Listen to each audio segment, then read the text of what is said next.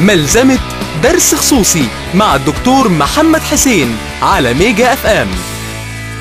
تدخل الأهل في علاقات أولادهم بشركاء حياتهم أمر منتشر جدا.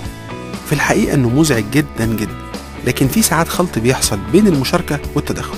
المشاركة هي متابعة الأهل مع أولادهم تفاصيل حياتهم على سبيل الدردشة، يقول له رأيه أو يطمن عليه، ودي حاجة فضلوا يعملوها من أول ما اتولدوا لحد ما اتجوزوا. فمش من المنطقي أو الإنساني إننا نقول لهم اسكتوا، بطلوا تسألوا على أولادكم أو تتكلموا معهم.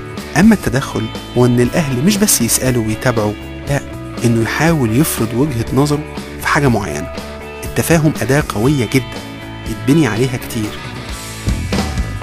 ودي كانت ملزمة درس خصوصي مع الدكتور محمد حسين. لو عايزين تسمعوا الدرس بالتفصيل هتلاقوه في برنامج درس خصوصي كل يوم من الحد للخميس من 10 ل 11 الصبح مع وئام وجدي على ميجا اف ام.